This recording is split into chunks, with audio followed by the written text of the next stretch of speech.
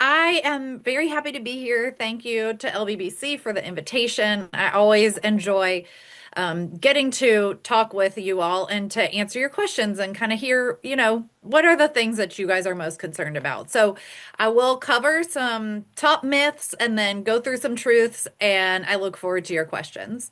So here we are, Eat Well with Confidence, simplifying breast cancer nutrition, which sounds easy, right? But of course is not always simple. Hopefully by the end of today, though, you will have at least some tools to kind of wade through the nutrition information that is out there. So I actually came up with a breast cancer myths and truths email series because I had friends and clients who called me as they were first diagnosed with breast cancer, asking me some of the same questions over and over again. And it's often some of the same things that I heard when I was working specifically in a cancer clinic. I'm now in a community setting, but people email me the questions. Some of them are the same questions I was being asked 20 years ago that I thought, oh, this is just a fad. So I'm sure these are things that you all have heard or had recommended to you. And so I hope that the myth busting will help you feel confident in knowing why something may not be the truth around nutrition, but also helping you pivot to, well, what do I do with that information?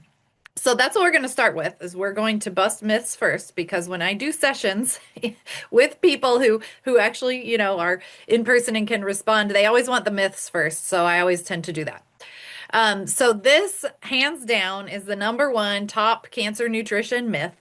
The idea that sugar feeds cancer is not true, although I say there's a little tiny piece of truth in it that technically, I guess sugar does feed cancer, but it feeds every cell of our body. And cancer cells are no different. However, the truth is that sugar is an important energy source for your body and does not directly cause cancer growth. So there's no studies that show, oh, if you eat sugar, that somehow causes a cancer to grow. All of our cells are given energy by glucose, and glucose is that building block of carbohydrates. Sugar, we typically refer to it, we usually mean that's simple sugars like table sugar or syrup or those types of added sugars. But glucose itself comes from all different types of carbohydrates. So there is nothing wrong with consuming some simple sugars. I think we all have a little bit of common sense that yes, we want to eat nutritious carbohydrates a lot of the time. But there is room for you to enjoy some of your favorite foods and still have a very nutritious diet. So this statement is one that I call the number one myth. The number two myth is around soy and flax. So many breast cancer patients and survivors have heard, oh, you shouldn't eat soy. Soy has, quote, estrogen in it. And if you especially have a hormone positive cancer, then that estrogen may cause problems.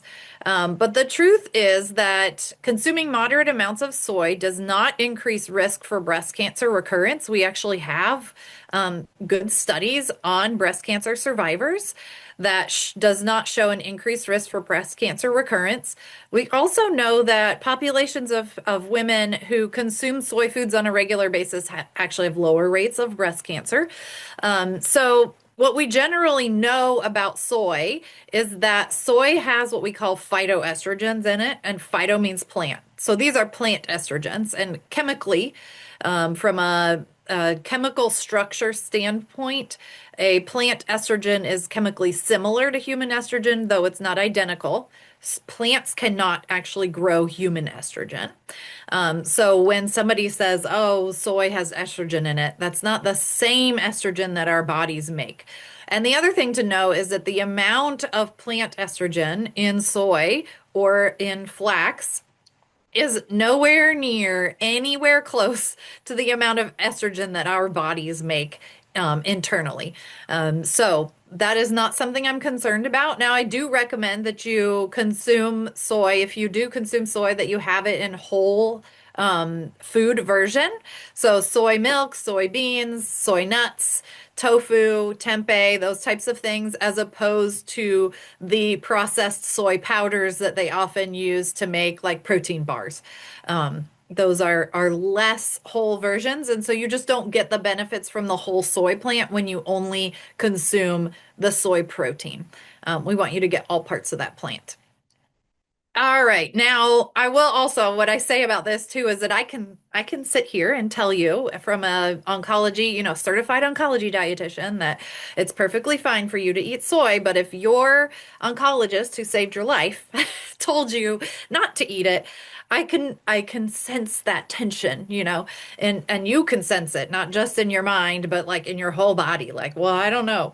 So if you are uncomfortable with the idea of consuming soy or flax, I do encourage you to look up some great information. The American Institute for Cancer Research is one of my favorite resources, and I'll show that link at the end of my slideshow. But they have some great evidence-based resources around soy and flax that you could take into your next oncology visit, and just have that conversation with your doctor. And if your doctor is still pretty sure that, they don't want you to eat soy, I also say, you know what? You don't have to eat soy to have a healthy diet. There's lots of other, soy is a legume. So we'll talk some later about getting legumes into your day.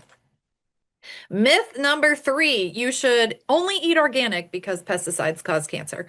The truth actually is that both organic and regular produce is good for you.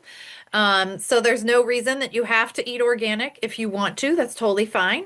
But the amount of pesticide residue that's on conventionally grown produce and other foods is very, very, very small. So it's regulated by the government. And the farms, conventionally grown farms, can only use pesticides at certain times during the growing process. And then the food is tested. And when you look, you can even look up how much pesticide residue is on various produce. And that can be found, I think it's safefruitsandveggies.org, or also the EPA. It puts out lists, and the amount of pesticide residue is really, really, really small. And in organic farming, it's not that they don't use pesticides, they just use organically approved pesticides. And so there's some discussion, well, are those necessarily any safer than the synthetic pesticides? So those are all like farming questions, food production questions. That is not my expertise, but my expertise is being current on the data regarding the outcomes, health outcomes, nutritional outcomes from organic versus conventional. And I will tell you that both are good for you. And so when you're at the grocery store, I don't tend to worry about it. If you like the taste of organic, or you have an, organic farmer in your town that you like to buy from, great. But you don't have to avoid anything just because it's not organic. And I'll say the same thing about genetically modified or genetically engineered foods. There's not that many of them, but also we have a lot of data currently that suggests that the genetic engineering helps to increase our food yields, which helps keep food prices low and does not cause harm to consume those foods. So those are kind of, I would say, you want to know the data behind that, and then you can make your own personal choice with what you're comfortable with. Myth number four, hormones in meat and milk cause cancer. That is not true. The truth is that the FDA regulates the amount of hormones allowed in beef and dairy to make sure they are safe. Even the, cow's milk, sometimes they do give some growth hormones to the cows to increase their milk production so that we can have a solid milk industry and keep prices low. And they use those hormones just like, we do in terms of taking birth control. So they are things that are pretty much typical use in dairy farms. And there's nothing about giving a cow a cow hormone that means that when you drink the milk, that cow hormone is biologically active in our bodies. So that is not something that I am concerned about or think that you need to necessarily be concerned about. Again, it's your buying decision that you can make when you're at the grocery store or wherever it is that you get your food, but that's not something that I think you have to necessarily look for or shape buying decisions around. And then meat is perfectly healthy to eat. I know there's a lot of misleading labels, antibiotics, no antibiotics used ever, in some foods. when it comes to like chicken and poultry, they can't use them anyway. So sometimes those marketing claims that are on the outside of the packaging is really there as a sales pitch, and you don't know, just because one doesn't have that on the outside doesn't mean that they used hormones in the alternative product. But they usually can charge higher price point if they put some of those labels on the outside. So I usually encourage people not to get caught off by the marketing claims on the, front packaging of food products. I tend to encourage you to just turn it around and look at the ingredient list and check out the nutrition facts label, and try to sort of pause or ignore the marketing claims because they do tend to kind of give you a little bit more anxiety around food choices.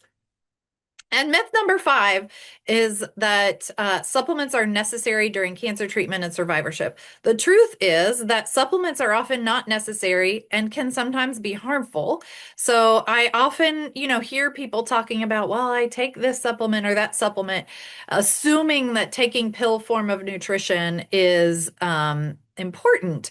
And the data actually shows and that it's not necessary to take supplements unless you have a reason, like a clinical reason to do that. And that would be if your lab levels are low. When you get your lab work done, do you have low levels of certain nutrients that need a supplement to bring them back up? Or do you have risk for some particular condition that will require you to take a supplement? So for a lot of breast cancer patients, you have risk for bone density issues. And so they really want to make sure you're getting enough calcium, enough vitamin D. And so that would be a preventive sort of evidence-based recommendation around taking supplements. But I tend to recommend people stay away from a lot of herbal supplements or just other high doses, especially. I don't like it when supplements are higher than 100% of your daily value because it is hard on your body to have to process through all that extra. So currently, what we want is for you to consume a nutrient-rich diet from the foods that you choose, and then you use supplements when necessary, rather than thinking that supplements are going to provide you something that is necessary, because for the most part, we don't need supplements. We just need good food. All right, so speaking of good food, I am going to go through the current evidence-based recommendations that come from the American Institute for Cancer Research. So I mentioned them before. It's AICR.org. They're an excellent organization. They're a nonprofit entity that looks at nutrition, exercise, lifestyle, and cancer risk. And they get really smart people, of course, in the room. And they look at all the studies that have ever been done regarding nutrition and cancer and lifestyle. And then they say, hey, which recommendations have consistent evidence to show benefit for cancer survivors and for cancer prevention. And that's how they come up with their evidence-based recommendations. It's not based on just one study here or there. It's based on consensus of multiple studies. And that's where we really want to focus our energy and our nutrition decisions is around where is the most evidence point us. And so these guidelines are very similar to the guidelines that the American Cancer Society puts out and the National Cancer Institute. And so I think that they're really great and especially important place to start as you're thinking through, okay, what is my nutrition strategy? So, truth number 1, and honestly, I could just like stop here. If it were up to me, I would have one recommendation for everybody. We wouldn't even have to go through 8 or 9. It would just be this one, which is eat a diet rich in whole grains, vegetables, fruits, and beans. And the reason for that is that our bodies need lots of plants. Now, you can have meat and dairy with your plants, but the bottom line is that our bodies are designed to get nutrition, and we need the nutrition from plants mostly. So a diet rich in whole grains, vegetables, fruits, and beans, nuts and seeds, I would include in that as well, is going to meet your nutrition needs. It's going to give you plenty of fiber. It's going to give you plenty of, vitamins and minerals and all the things that your body really needs to function, along with lots and lots of phytochemicals.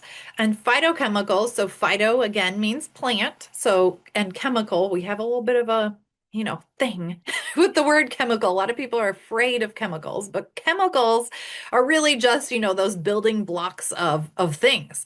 And so, of course, all foods are made up of nutrients, and nutrients work together better than they work independently. And that's why a carrot or a sweet potato, or like we have spinach in this picture, or radishes or beets, they have lots of different plant nutrients in them. Yes, they have vitamins and minerals, but they also have lots of different phytochemicals that are good for us. And so when we eat lots of different plants and different colors and different types, we get a variety of plant nutrients, and you cannot get those phytonutrients anywhere else but in plants. And so that's why we talk a lot about plant-based eating or plant-forward eating, and it just means eating lots of plants. And when we talk about plants, we're talking about whole grains, fruits, vegetables, beans, nuts, and seeds. Like that's the core of what we're eating. So that said, I will also say that one of the AICR's current recommendations, evidence-based recommendations specifically for cancer survivors, is to follow the recommendations for cancer risk reduction. So the same way that we encourage the general public to eat in order to reduce their risk for cancer is the same way we encourage cancer survivors to eat to reduce their risk of recurrence and to just have good overall health and well-being. And so I always point that out because sometimes people feel like, oh, I face a cancer diagnosis, I have to eat differently. You might be motivated to eat better, which is a great thing. But really, everybody needs to eat this way. Does the typical American eat this way? No. And that is kind of our challenge, I guess, is that it doesn't have to be complicated, but it does require a change for many people.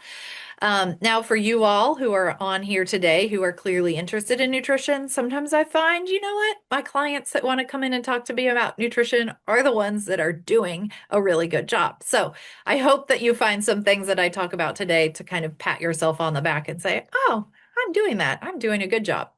So eating lots of plants is truth number one that I think is most important. Truth number two, which is the stuff I don't love talking about what you have to limit or eat less of. But that's just honesty. So the recommendation is to limit consumption of, quote, fast foods and other processed foods that are high in fats, starches, or sugars. And I would say the reason for that is not because fat, starches, or sugars are particularly bad.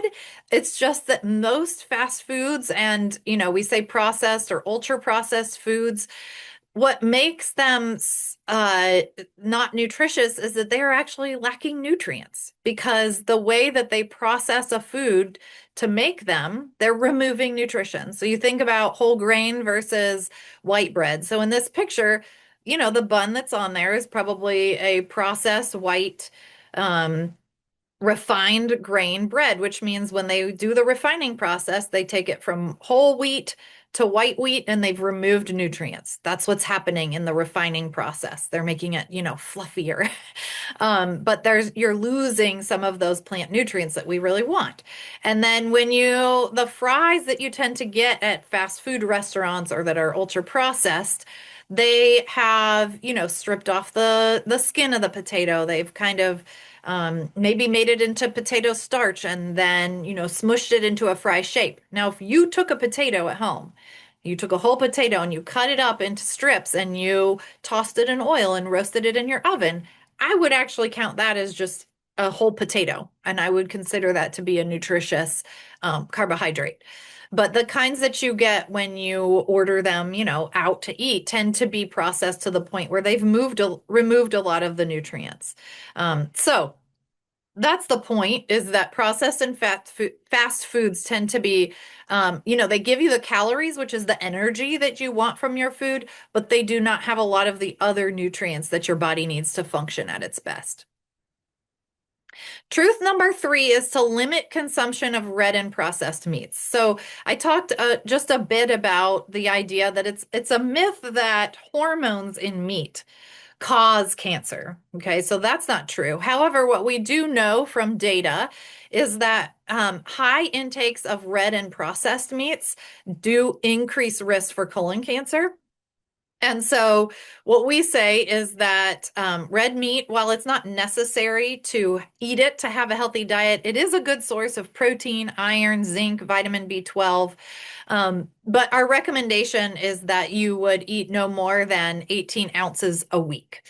So, a lot of people feel like, oh, well, that's not a problem. I don't eat red meat that often. It kind of depends maybe where you live or what your family culture is in terms of how much red meat you eat, because I have done presentations in like Kansas ranch land, where they're thinking I eat a lot more, red meat than that. Whereas where I live, we tend to kind of be more moderate. So it kind of depends on your personal habits. When it comes to processed meats, which is, bacon, deli meat, sausage, those types of things, we don't have sort of a safe threshold. There's no clear signs from the data regarding, at what point does your risk go up more significantly than another time. And so we kind of say limit processed meats.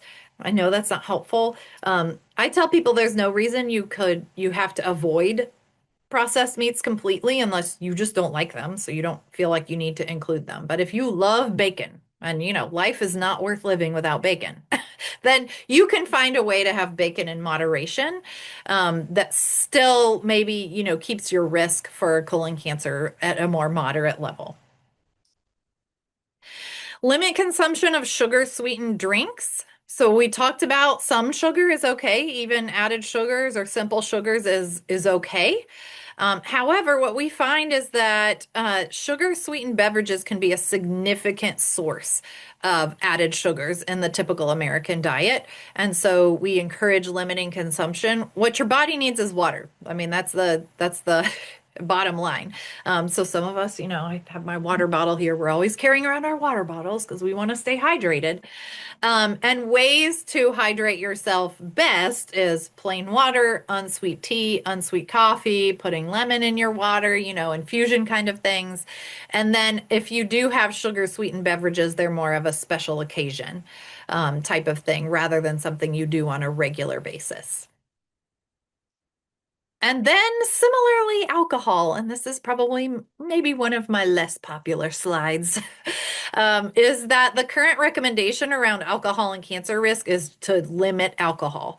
Um, there used to be this idea that, oh, red wine's good for your heart, and so then you should have a drink every day. And honestly, it's probably been 10 years now. They removed that. The Heart Association stopped saying red wine's good for your heart. It was the plant nutrient in the skin of the red grape that was particularly good for you, called resveratrol. And it's just one of those phytonutrients that I talked about before that you find in plants. So it turns out that the alcohol itself is a carcinogen or something that increases risk for cancer. So if possible, you want to limit your exposure to alcohol. And I always point out that, you know what, you can get the skin of the red grape without drinking wine. You can eat red grapes. So for the most part, I do encourage people to consider, like, okay, do they want to include alcohol in their diet? And if they do, what kind of amount is comfortable to them? So for some people, they completely eliminate alcohol. There, thankfully, thanks to the sort of younger generation these days, there's lots of non-alcoholic options available that didn't used to be available. So what I tell people is to, we're always taking risks. All of us are always balancing risks, whether we kind of want to admit it or not. And so for some people, having a glass of wine with dinner might be worth the risk to them. And for other people, they might feel like, you know what? I don't really care. I had a breast cancer survivor who was a client, who realized, you know what? It actually wasn't the wine that made it special. It was drinking something out of a fancy wine glass that made her evening special. And so after her breast cancer treatments, she actually just started putting like water or lemon water or just different sort of spritzers in a wine glass, and that she got the same sort of feeling out of that as when she would drink wine. So I always tell people this is up to you. The I guess the health guidelines around alcohol generally is moderation is one drink a day for women. And that's one drink is 12 ounces of typical alcohol, beer, 5 ounces of wine, or 1 ounce of liquor. And truth number six, which we sort of talked about, do not use supplements for cancer prevention. Why? Because to reduce your risk of cancer, you want to actually consume foods that provide your body the nutrients it needs to function. And the way I see supplements is that they are like the most processed version of food that you could possibly get, because usually they're just giving you one individual nutrient. Whereas food, like on our plates, is going to give you so many different nutrients. Like just, that salmon that's on this picture or the mixed vegetables that are in here. There are so many different nutrients that come from food. You could never get that amazing balance from a bunch of pills. Besides the fact, who wants to take more pills? Most people they've got the ones they have to take, and that's all they want. And food can hopefully, ideally, you find foods that you really like that also provide nourishment to your body. So, as I say, your body prefers nutrients in food, not pills. Um, the other thing that I would say for anybody who's in treatment or having challenges with treatment, is that a lot of these recommendations can be followed during treatment if you have minimal side effects. But if you're having significant side effects that are affecting your appetite, your digestive system, like nausea, or constipation or diarrhea, we sort of put some of these recommendations to the side for your season of treatment. And during your season of treatment, we want to focus on you getting adequate calories, adequate protein, because those are the building blocks of what you need to tolerate treatment and to really have the best outcomes. We do know when people are malnourished or have malnutrition, their outcomes tend to be worse because they often are dehydrated or undernourished, and that results in missed treatments. We don't want you to miss treatments. So we tend to liberalize the diet a little bit during the seasons of treatment where you're not feeling so well and you just have limited, appetite. And we just want you to get enough calories and protein however we can. And then if you're feeling okay during treatment or you're done with that season of treatment and you're moving into your survivorship phase, that's when we really focus and key in on these nutritious recommendations where we're trying to get you lots of good, solid nutrition because you're healing from treatment. You're probably having to build up muscle again. You're having to heal up from radiation burns or from, chemo that's kind of uh, attacked some of your healthy cells too. And so all the best nutrition that you can will just help to make that healing process better. So a couple of places that I do recommend that get on their email lists or follow their information for good, solid science-based nutrition information. AICR, I already told you that one. Cancer.org is a good one as well. And then if you like good recipes, and there's even ones related to treatment recipes, cookforyourlife.org is a really great resource for that. And then Memorial Sloan Kettering has a really good herbs. And so if you are somebody who tends to want to do maybe some of the supplements, maybe some of the things that don't have super strong scientific evidence, but there's some thought that it might help and you're wanting to try it, they have a great herbs database. So that's mskcc.org, and About Herbs is their database to look up just the facts around things. Because, supplements or pills tend to have a lot of sales around them. And it's hard to tease out, well, what is a claim that's not true? And they're not regulated the same way other things are regulated, like pharmaceutical medications or even food. And so I am very cautious about supplements because of the possibility for contamination and the lack of evidence for benefit.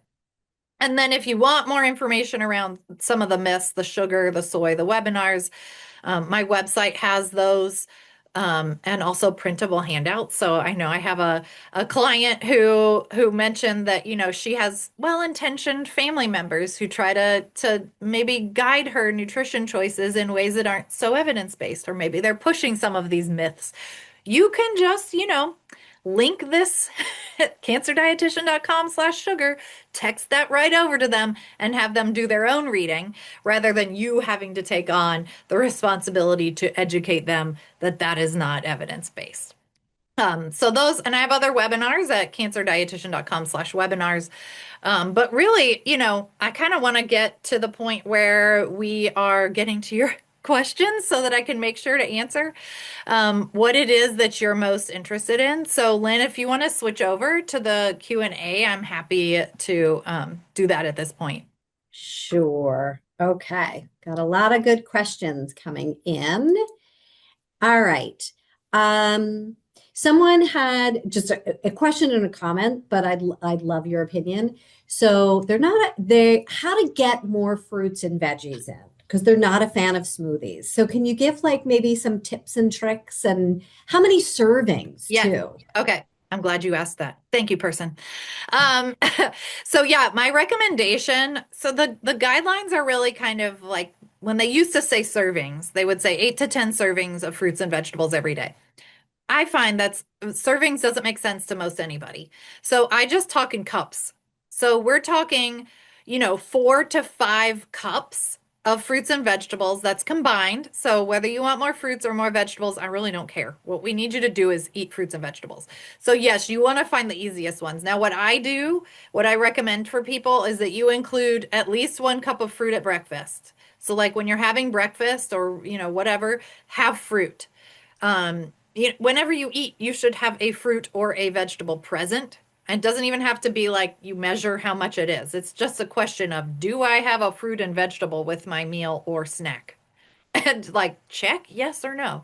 I find it simple as that. Almost every morning I have a banana because it's really easy. It doesn't require a plate. I don't have to cut it. I don't, it comes in its own packaging. So I tend to buy the simple, easy to eat fruits and vegetables. And if possible, I eat them raw. There's nothing that is better about raw fruits and vegetables than cooked. Nutrients are activated in the cooking process and some nutrients are deactivated. So you don't have to get into like, is it raw or cooked? The nice thing about raw fruits and vegetables is they are convenient and easy. They don't necessarily require prep. So fruits, most people, I would keep fruits around and have them breakfast, lunch, dinner, and snacks. And then vegetables, find the ones you like and figure out for me, I buy the baby carrots, I buy the baby cucumbers, I buy the baby tomatoes, all the things that essentially are just wash them and eat them that don't, require, and salad kits. I love some salad kits. They really are the best thing since sliced bread because they cut your veggies for you. They put, the whole thing is right there. It makes it really easy. Now you can make your own, of course. You can make your own salad kits, salad in a jar, all those things. But I tend to recommend, keep canned vegetables, keep frozen vegetables, keep the salad kits and the ready to eat fruits and vegetables in your house. And then sometimes it's like a mental thing where you just have to remind yourself, oh yeah, I'm eating. I should include a fruit or a vegetable with whatever you're eating. It doesn't mean you have to change what you're eating. It does mean add add a fruit to it if possible. Right. I'm glad you touched on the frozen because I feel like now it is easy because Yeah. sometimes you can't get what you want fresh. Hey, and Um, tip on the frozen section, you can buy diced onions in the frozen section. So if you're somebody who, likes to saute things with diced onions, saves you time right there. Great. Thank you. All right. Someone has a comment, sort of a question. I'm sure you run into this in your practice. Like they're not hungry. That could be for treatment, but like, do you have any tips or tricks or what they could do in that Yeah. situation? So poor appetite's a pretty common issue with certain types of treatment. And also like some people when you're stressed or you're depressed or you've got some like mental angst, you tend to be some people eat more in that situation and some people eat less. And so I think the first thing is yes, to be aware of your appetite. That's the first step. And then the second thing is realizing like I am going to feel better when I eat. And so having something to eat every 2 to 3 hours is usually what we recommend. And that way it doesn't have to be a big amount. Because when you have poor appetite, it's like you don't really feel like eating. You can't imagine eating a lot. So you're going to eat a smaller amount and you're going to set like a timer or have somebody remind you if it's been 3 hours since you ate. I do encourage people to eat within an hour of getting up in the morning so that they kind of get that started. Because if you don't eat anything until lunchtime, you've missed a lot of hours of potential nutrient intake. So having even small things, and then if you can maximize your calorie intake at those meals. So if you're somebody who has poor appetite and you're dealing with like losing weight unintentionally and you need to keep your weight up, then we want you to consume the higher calorie foods. So that's going to be like if you can get whole milk or you can get um things that have cheese or nuts are also high in fats, and fats are more calorie dense. And so those tend to be the things that we want. Avocados are another source of more plant-based and healthy, unsaturated fats, but very concentrated in fats. So even just part of an avocado can give you a lot of good calories that, will help sustain your calorie intake, but also be a smaller volume of food. Right. Yeah, I know when I was in active treatment, my sister would take what would be one large meal and she would make it like three small ones because I was one who had trouble eating. Yeah. So it was just in the freezer and I could grab it. So, Yes. um, all right. Can you address farm raised fish and the healthiness of farm Um, raised fish? yeah, I mean, from a nutritional standpoint, fish is generally fish. Like salmon that's farm raised versus wild is for the most part nutritionally going to be pretty similar. There might be nuances in like, oh, well, is there more of this omega-3 and this omega-6? But I mean, that's the way with all our foods. Like how your food's grown in the ground, it's going to depend on how the soil quality is where it's grown. So the same thing with fish. It's going to depend on what the water quality is that the fish is in. Now, farmed fish, they can control that really well. So they're going to be able to control some of the potential for toxin exposure in a farmed fish over a wild caught fish. Um, Again, I don't think that even if you get a wild caught fish that might be in maybe not the cleanest water, it's not going to be enough in that fish that you eat to cause you problems. And some people just really like the taste, right? Like there's a certain taste that you might get from like sockeye salmon or whatever versus farmed. Honestly, to me, like it doesn't matter as much. I think fish is a nutritious choice. And so, if you can get the kind you really love and you have a very positive sort of experience eating it, I think that's awesome. And if you just buy the frozen farm, fish from the Walmart, also fine. Like they're both going to offer you protein and nutritious, vitamins and minerals that are good for you. And the differences between them are nuanced to the point where I don't think it makes a significant difference in your nutritional status. Okay, thank you. All right, I know you talked a lot about sugar in the myth busting, but someone had a question, isn't sugar an inflammatory food? So there's no one food that can cause inflammation in your body. Like that I think is a myth in general that somehow certain foods are going to cause your body's inflammation. Our bodies have different types of inflammatory responses. If you get cut, you're going to have an inflammatory response, and that's part of healing, and that's good. But the idea of chronic inflammation is really more where people are interested in terms of diet. How can diet and lifestyle influence your chronic inflammation? And there's no one food that you're going to eat that's going to cause chronic inflammation in your body. It's about the pattern of foods that you eat. So if you eat a pattern that includes lots of sugar sweetened beverages, lots of high fat fast foods that are processed, lots of baked goods with added sugars, and you don't eat a lot of fruits and vegetables and you don't eat a lot of fiber, you perhaps might be at higher risk for a chronic inflammatory environment in your body. But it's not that eating a brownie today is going to result in inflammation later tonight. It's not like a one-on-one kind of situation. And so I always encourage people to like overall, we're encouraging you to eat a mostly nutrient dense diet while allowing yourself the pleasure of enjoying the foods that you love. And I think that's where I kind of help people figure this out is that if you cannot like go to a birthday party and have cake, and you can't go to the family picnic and eat a hot dog and drink some sweet tea, like here in the South, that's what they do, right?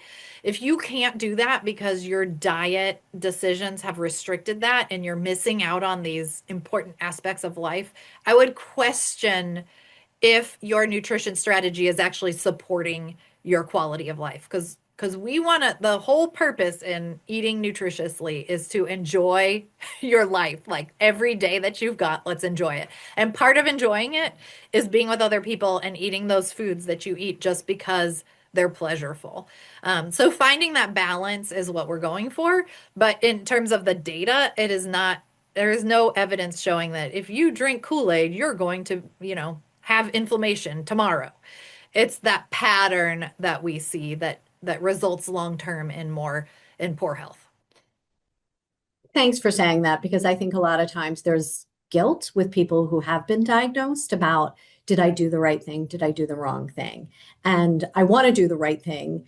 And once again, at the start of the program, like we talked about, sometimes really confusing. But I want to say in the chat, there were so many comments about thanking you for distilling things down and just making it more simple. So before I forget that, I wanted to I mention hope that. so. Yes. I know it's Um, hard. It's so hard. so someone's again, we had this question before we got started, but postmenopausal breast cancer survivors should eat a diet based on higher protein.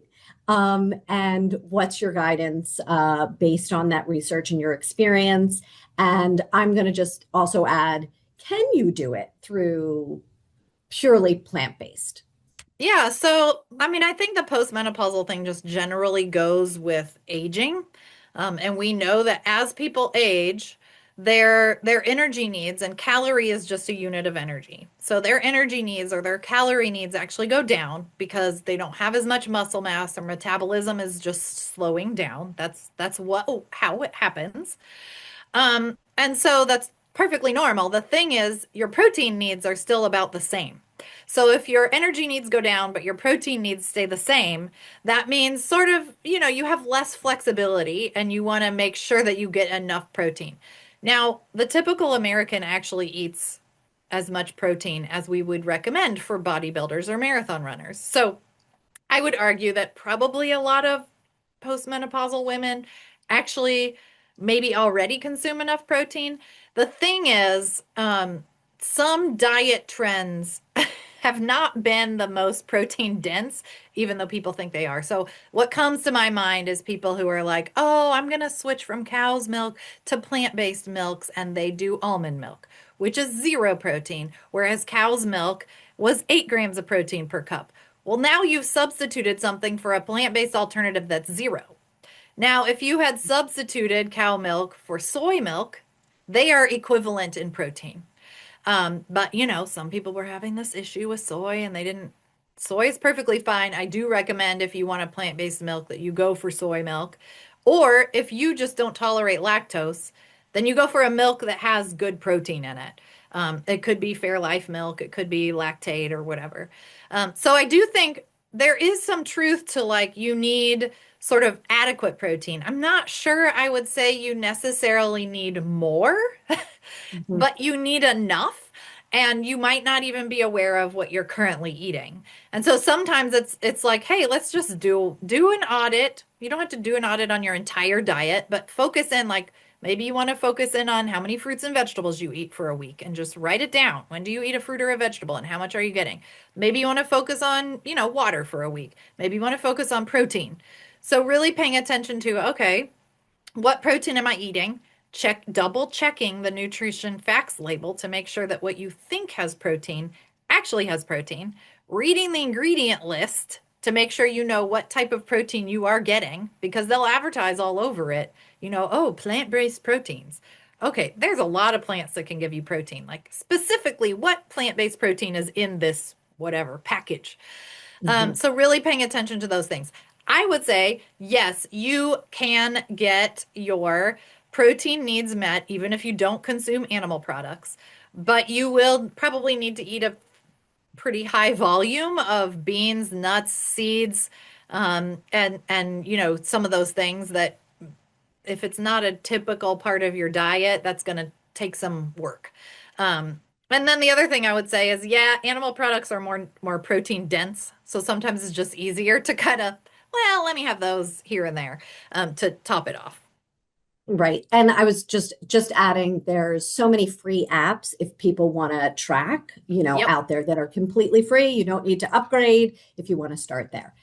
Okay. Question about breads. So is sourdough bread okay to eat? What about wheat bread?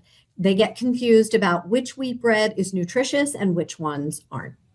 So wheat is just one grain, right? So when we talk about eating whole grains, there's lots of different grains. Oats, wheat, barley, popcorn, corn in general. Those are all different grains. So wheat is one type of grain and it grows really well in the US. So that's why we have a lot of products based on wheat because it's cheaper if it grows here, which is great. We want to grow our own food when possible. And so what matters in terms of the breads that you eat mostly is you want 100% whole grain. And you find that by reading the ingredient list. So whether that's 100% whole wheat or 100% whole wheat and 100% whole oats and, some kind of mixture, if you see the words enriched, that means processed. And so what we're looking for is on that ingredient list, we're looking for 100% whole grain or whole grain, whole wheat, and then you can also look on the nutrition facts label where they list fiber.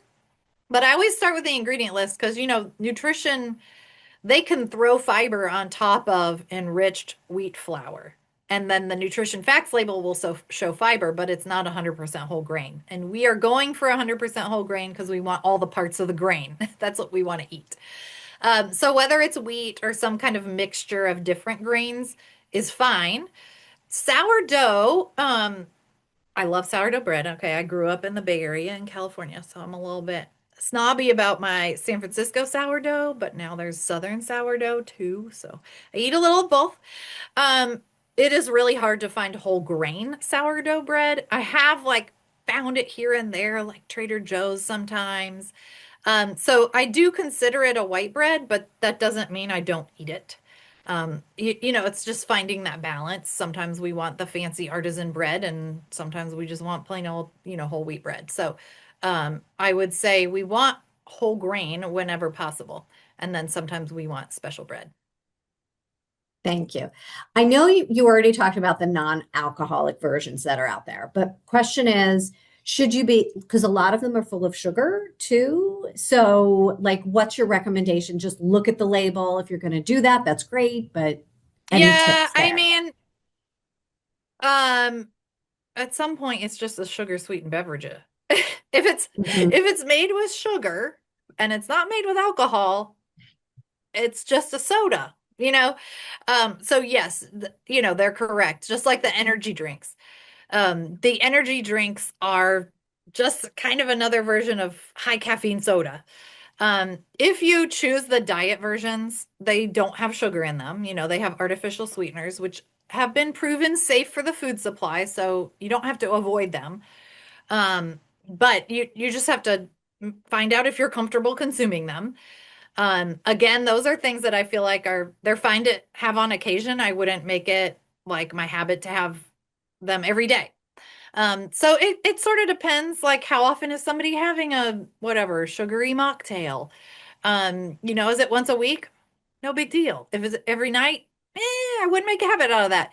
But things like non-alcoholic beers, generally, they're 40 calories. They're not going to have a lot of added sugar. So yes, you do need to watch that piece. Um, the other challenge with alcoholic beverages, they don't have to label them. They have to tell you like it has alcohol in it, but it doesn't tell you how many calories is in wine. And so the non-alcoholics, I think they actually are a little bit more like real food, where there's an ingredient list and nutrition facts that you can't get on the alcoholic beverages. So So I know this is a big topic with weight gain for some people. You touched on sometimes it's weight loss, sometimes it's weight gain. But GLP-1s are becoming more accessible for weight loss. And how do you approach that with your clients if that is something that someone wants to do? Yeah. So, um, I mean, there's a lot of push around the idea that if you gain weight, that means you have worse health. And I think sometimes we have to tease those apart a little bit, like that sometimes having a larger body does not mean worse health. It just means that you have a larger body. And for a lot of women, our bodies do get larger as we age. Um, and that's okay as long as you're working with your medical team, you're monitoring your outcomes, you're looking at all the different factors related to health. If your medical team is like, hey, we think, your weight might be a little higher than is healthy for you, then you want to have this conversation about, okay, so what is it that we want to do about that? When we look at the data around GLP-1s, generally, you might get 5, 6% weight loss, which is good. Like we've seen good data out of people who lose, not super significant amounts of weight, but some weight. That's similar to what you would get with other healthy lifestyle behaviors. And so, and the best results that you get if you're on a GLP-1 is that you combine it with healthy lifestyle behaviors. The that's the one thing is that I see it as a potential tool, but I don't love that it's that you're still going to need to make some healthy changes. Okay. So let's say you've done healthy changes already and you really kind of feel like, my things just don't look good. My diabetes isn't well managed or my, cholesterol's high. And so the risks of taking GLP-1 that most concern me are that there seem to be muscle loss with Mhm. people who take it, which I think is significant. I mean, we're constantly trying to get women to build muscle, especially because as you age, your muscle mass goes down, your metabolism goes down. You need your muscle to keep your metabolism up. And you want to keep your muscle because from a functional status, aging and losing muscle are not good combinations. So, from a functional standpoint, I want you to keep or build muscle. And so, those are things that are discussion points that need to be had if you're considering GLP-1s. Is first of all, is my weight unhealthy? I might be a larger size, but can I still be a larger size and healthy? I think there's something to be said for that. If you exercise, you eat well, you can be in a larger body if that's your type. And then also, if you're going to consider a medication, what are you going to do to make sure that you don't lose muscle and that you're still nourished? Because they will also affect your appetite. That's how they work. So if you have poor appetite already, probably not a good idea to have it. If you have any diarrhea or constipation, they can affect that. And then also, what's the long term? Like, are we going to take this long term? Because the data shows when you go off of them, you gain that back typically. And what we don't want is up and downs.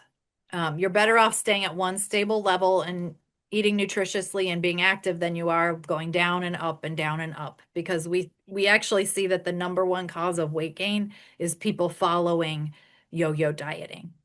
So we want it to be a long-term strategy, and that's something that you just, you have this conversation with your doctor, you ask them for a double appointment. Let me have Right. an extra 15 minutes this time because I really want to talk through this. Well, I wish we had way more time because we weren't able to get through so many of the questions. So, but thank you so much, Julie, for joining us today. It was a great discussion, so much helpful information. Was there anything that you want to close with? I have a couple comments, but I Yeah. just wanted to punt Well, it back to you. I do want to say that for everybody who's on, you are doing a great job. You're getting the information that you need, and that I do love the idea of lowering your anxiety around food and just, you can't do it wrong. That's what I'll tell you, is that I think there's lots of ways to do it right. And that, you can figure that out, and you're doing an awesome job just by being here and getting information. Thank you, Julie. Two things that stood out to me.